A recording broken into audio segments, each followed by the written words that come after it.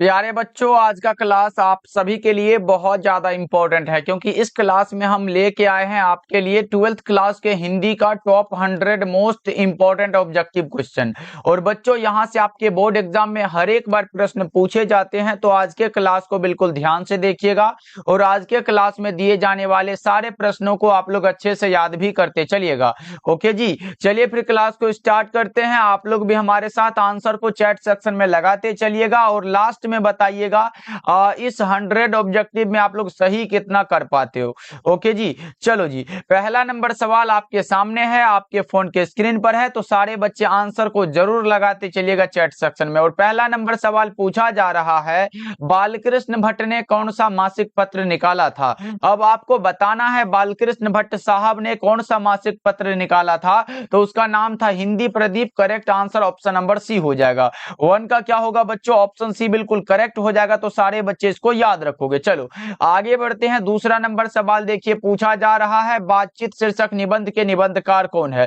बातचीत शीर्षक पाठ एक प्रकार का निबंध है जिसके निबंधकार का नाम है Balkrishna Bhatt. Correct answer option number D होगा, याद रखोगे आप लोग। ओके चलो अगला नंबर सवाल देखो, तीसरा नंबर सवाल पूछा जा रहा है, ये रहा आपके सामने। बता दो संयोगिता स्वयंवर किसकी रचना है। संयोगिता स्वयंवर जो रचना है, ये भी रचना है किसकी, श्रीनिवास दास की। अगर दमयंती स्वयंवर होता तो बालकृष्ण भट्ट लगाते, इसीलिए correct answer option number C हो जाएगा, तो याद रखोगे आप लोग। ओके चलो आगे बढ़ते हैं। अगला नंबर सवाल देखो, फोर्थ नंबर सवाल पूछा जा रहा है आप लोगों से। फोर्थ नंबर सवाल है, उन्नति का विलोम क्या होगा। उन्नति का उल्टा अवनति होता है, उन्नति का विलोम क्या होगा बच्चों, अवनति हो जाएगा, तो राइट आंसर आप ऑप्शन नंबर सी को लगाओ तो करेक्ट हो जाएगा। चलो आगे बढ़ते हैं। अगला नंबर सवाल देखो, पांचवा नंबर सवाल पूछा जा रहा है, अधिकतम का विलोम क्या होगा।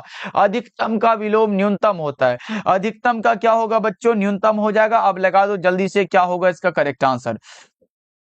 बहुत अच्छे, अधिकतम का विलोम क्या लगा रहे हो आप लोग, न्यूनतम हो जाएगा, तो याद रखोगे आप लोग। चलो आगे बढ़ते हैं बच्चों। अगला नंबर सवाल देखो, पूछा जा रहा है, अधिकतम का विलोम तो न्यूनतम हो जाएगा। 5 का right answer option number A हो जाएगा। चलो आगे बढ़ते हैं। अगला नंबर सवाल देखो, अगला नंबर सवाल पूछा जा रहा है आपके सामने, बता दो कृपा का विलोम क्या होगा, कोप हो जाएगा। कृपा का विलोम कोप होगा, यानी कि 6 नंबर सवाल का जवाब correct answer option number C हो जाएगा। ओके चलो नेटवर्क इशू।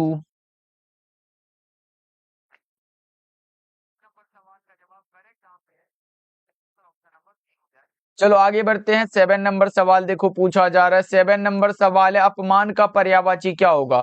अपमान का पर्यायवाची क्या होता है, उपेक्षा होता, अनादर होता, अवज्ञा होता, ये सारे के सारे अपमान का पर्यायवाची है। 7 नंबर सवाल का जवाब correct answer option number D हो जाएगा। चलो आगे बढ़ते हैं बच्चों। 8 नंबर सवाल देखो, 8 नंबर सवाल है, बुद्धू का कांटा किसकी रचना है। तो बुद्धू का कांटा चंद्रदत्त शर्मा गुलेरी की रचना है। बुद्धू का कांटा है, सुखमय जीवन, बुद्धू का कांटा, या फिर उसने कहा था, ये तीनों आ रहा है, तो ये चंद्रधर शर्मा गुलेरी है रचना, ये इसलिए करेक्ट आंसर ऑप्शन बी हो जाएगा।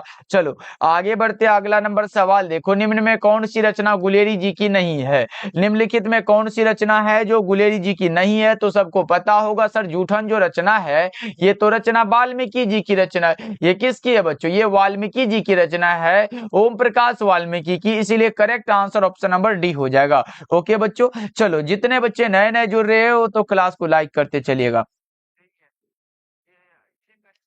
ओके चलो आगे बढ़ते हैं। 10 नंबर सवाल का जवाब जल्दी से बता दो। 10 नंबर सवाल है, गुलेरी जी किस गांव के मूल निवासी थे। चंद्रधर शर्मा गुलेरी जिस गांव के मूल निवासी थे उसका नाम है गुलेर कांगड़ा, हिमाचल प्रदेश। क्या नाम है बच्चों, गुलेर कांगड़ा, हिमाचल प्रदेश। प्रियांशी सिंह, एक ही कमेंट को बार बार ये कॉपी पेस्ट नहीं करना है।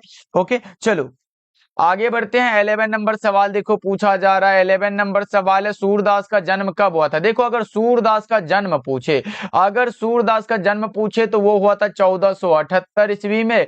और निधन कब हुआ था बच्चों, निधन हुआ था 1583 ईस्वी में। अब देखो कौन सा पूछा गया आपसे, तो correct answer option number C हो जाएगा। 11 नंबर सवाल का जवाब करेक्ट आंसर ऑप्शन सी होगा, तो बच्चों क्या लगा रहे हो, ऑप्शन सी को ही लगाना है। चलो आगे बढ़ते हैं। अगला नंबर सवाल देखो, 12 नंबर सवाल पूछा जा रहा है।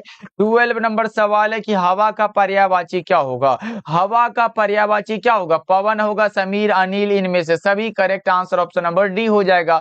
हवा का पर्यायवाची ये सारे के सारे होते हैं। करेक्ट आंसर आपका ऑप्शन नंबर डी हो जाएगा। चलो आगे बढ़ते हैं। 13 नंबर सवाल देखो बच्चों, 13 नंबर सवाल है जयप्रकाश है लोकनायक जयप्रकाश नारायण को अमेरिका का दलाल कहा गया है। 13 का करेक्ट आंसर ऑप्शन डी हो जाएगा। लोकनायक जयप्रकाश नारायण को क्या अमेरिका का दलाल कहा गया। करेक्ट आंसर आपका ऑप्शन नंबर डी हो जाएगा।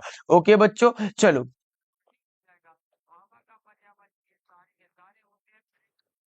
आगे बढ़ते हैं।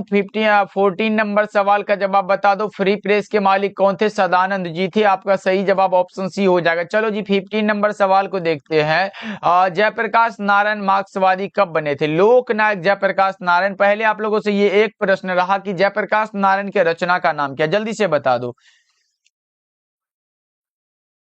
जल्दी से बता दो कि जयप्रकाश नारायण का जो रचना था उसका नाम बताना है आपको। जल्दी से चैट सेक्शन में बता दो सारे बच्चे, अगर किसी को भी पता हो तो बताओ। जयप्रकाश नारायण की रचना का नाम क्या है? ऑप्शन भी दे दिया जाए क्या बच्चों?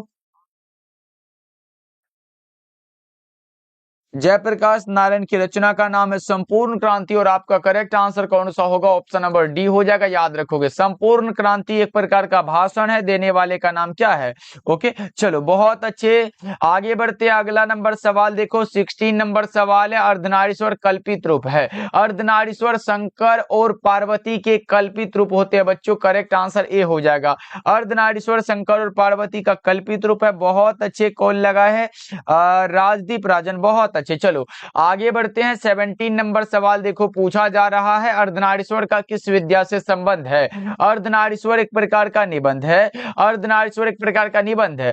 अब निबंधकार का नाम पूछे तो रामधारी सिंह दिनकर लगाना। निबंधकार का नाम पूछे तो क्या लगाओगे? रामधारी सिंह दिनकर। बच्चों इसको भी आप लोग याद रख लो। चलो आगे बढ़ते हैं। अगला नंबर सवाल देखो, 18 नंबर सवाल पूछा जा रहा है। 18 नंबर सवाल है प्रेमचंद जी क्या थे? प्रेमचंद जी क्या थे? कथाकार थे। प्रेमचंद जी कथाकार थे बच्चों। प्रेमचंद जी क्या थे? कथाकार थे। करेक्ट आंसर भी हो जाएगा। चलो आगे बढ़ते हैं। 19 नंबर सवाल देखो, मालती के पति का नाम क्या था? मालती के पति का नाम महेश्वर था। मालती के पति का नाम क्या था बच्चों? महेश्वर था। आपका सही आंसर ऑप्शन नंबर ए हो जाएगा। चलो आगे बढ़ते हैं। 20 नंबर सवाल है रोज इनमें से क्या है? रोज एक प्रकार का कहानी है। रोज क्या है बच्चों? कहानी है। कहानीकार का नाम है कौन सा? कहानीकार का नाम पूछे तो अज्ञे जी। तो कौन सा होगा सही जवाब? ऑप्शन नंबर ए हो जाएगा। चलो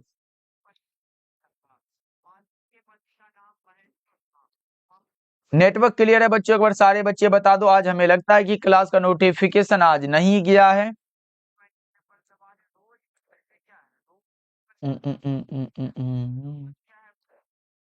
ओके ओके साथियों, बहुत अच्छे। चलो आगे बढ़ते हैं। नेक्स्ट नंबर सवाल का जवाब जल्दी से बताओ। 21 नंबर सवाल पूछा जा रहा है पुरस्कार का विलोम क्या होता है? पुरस्कार का विलोम दंड होता है। पुरस्कार का विलोम क्या होगा बच्चों? दंड होगा। आपका सही आंसर ऑप्शन नंबर ए हो जाएगा। चलो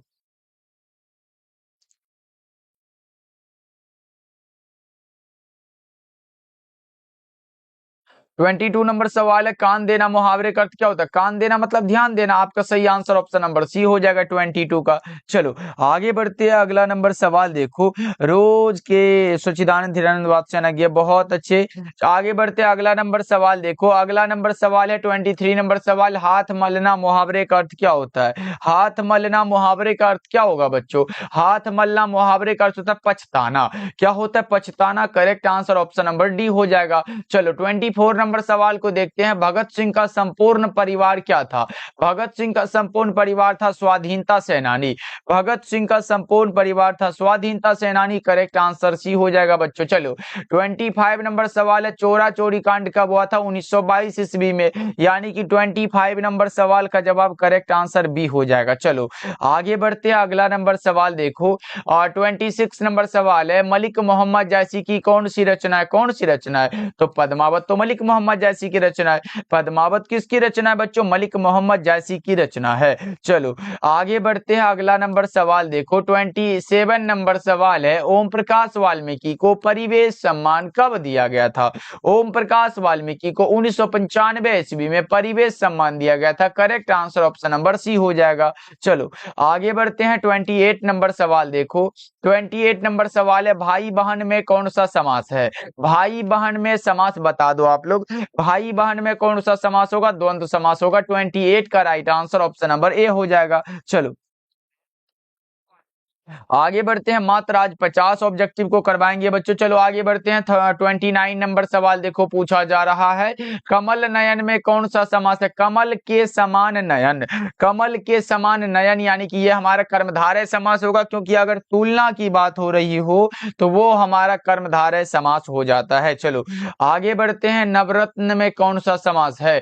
नवरत्न में समास बता दो। नवरत्न नंबर का बोध हुआ ना, द्विगु समास करेक्ट हो जाएगा। चलो आगे बढ़ते हैं, अगला नंबर सवाल देखो, 31 नंबर सवाल है, ओ सदानीरा शीर्षक विधा किस के अंतर्गत आता है? ओ सदानीरा निबंध है। निबंधकार का नाम क्या है?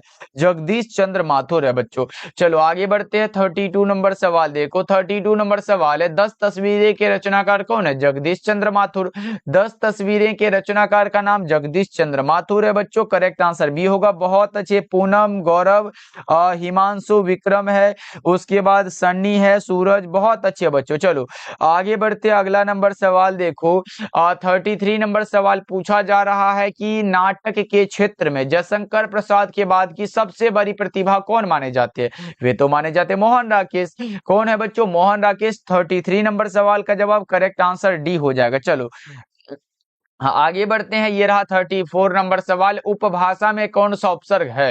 उप हो जाएगा, उपसर्ग भाषा एक शब्द है। चलो नेक्स्ट नंबर सवाल को देखिए, 35 नंबर सवाल है, सुकर्म में कौन सा उपसर्ग है? सु जोड़ कर्म बराबर सुकर्म।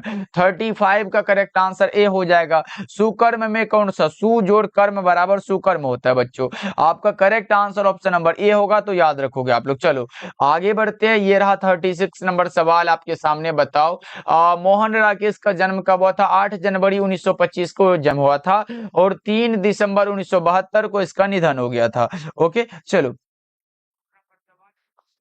डेली क्लास का टाइम शाम के 6 बजे है और शाम के 8 बजे है। चलो नेक्स्ट नंबर सवाल की ओर बढ़ते हैं, 37 नंबर सवाल है, आज किसी भी क्लास का नोटिफिकेशन बच्चों के पास नहीं गया है, जो कि 6 बजे वाला भी क्लास हुआ था आज, वो भी नोटिफिकेशन नहीं गया, लेकिन बच्चों जाके देख लीजिएगा। देखो हिंदी के विकास में अपभ्रंश का योग पुस्तक किसने लिखी है? नामवर सिंह ने।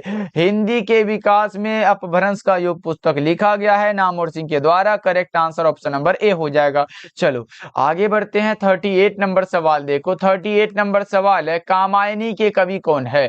कामायनी के कवि का नाम क्या है बच्चों? कामायनी लिखा गया जयशंकर प्रसाद के द्वारा। Correct answer option number D हो जाएगा। चलो आगे बढ़ते हैं बच्चों, ये रहा आपके सामने प्रश्न, 39 नंबर सवाल पूछा जा रहा है, जूठन क्या है? जूठन एक प्रकार का आत्मकथा है। जूठन क्या है बच्चों? दलित आत्मकथा है, तो करेक्ट आंसर ऑप्शन डी हो जाएगा। चलो आगे बढ़ते हैं, 40 नंबर सवाल देखो, मलयज का मूल नाम क्या है? मलयज का मूल नाम है भरत जी श्रीवास्तव। मलयज का मूल नाम है Bharat ji Srivastava. Correct answer option B हो जाएगा। चलो मलयज का मूल नाम है Bharat ji Srivastava. Correct answer B होगा। और बच्चा पार्टी क्लास को एक बार सारे बच्चे लाइक कर दीजिएगा, जितने बच्चे जुड़े हुए हो। चलो आगे बढ़ते हैं, 41 नंबर सवाल देखो, ये रहा, छात्रावास में कौन सा लिंग है? छात्रों के लिए रहने का आवास, छात्रावास, इसमें कोई लिंग नहीं होता है बच्चों। करेक्ट आंसर डी हो जाएगा, क्योंकि छात्र वो स्त्रीलिंग या फिर पुल्लिंग भी हो सकता है, इसलिए इसमें कोई लिंग विंग नहीं होता है। 41 का करेक्ट आंसर डी हो जाएगा। चलो आगे बढ़ते, अगला नंबर सवाल देखो, पूछा जा रहा है, 42 नंबर सवाल है, संधि कितने प्रकार के होते हैं? संधि कितने प्रकार के होते हैं? स्वर संधि, व्यंजन संधि और विसर्ग संधि। स्वर संधि, व्यंजन संधि, विसर्ग संधि, 3 प्रकार के होते हैं। करेक्ट आंसर सी होगा 42 का। चलो आगे बढ़ते हैं, अगला नंबर सवाल देखो, अगला नंबर सवाल 43 नंबर सवाल है आपके सामने, जगन्नाथ का संधि विच्छेद क्या होगा? जगत का नाथ बराबर जगन्नाथ होता है। 43 का करेक्ट आंसर भी हो जाएगा। चलो जगत का नाथ बराबर जगन्नाथ हुआ।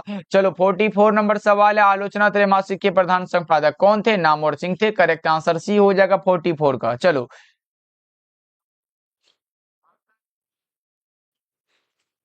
45 नंबर सवाल है, शिक्षा शीर्षक पाठ के अनुसार सत्य की खोज तभी संभव है जब क्या हो, स्वतंत्रता हो। करेक्ट आंसर ए हो जाएगा। चलो 46 नंबर सवाल है कि the first and last freedom किसकी कृति है। The first and last freedom जो रचना है, कृति है, वो किसकी रचना है, तो ये रचना है जे कृष्णमूर्ति की। करेक्ट आंसर ऑप्शन सी हो जाएगा।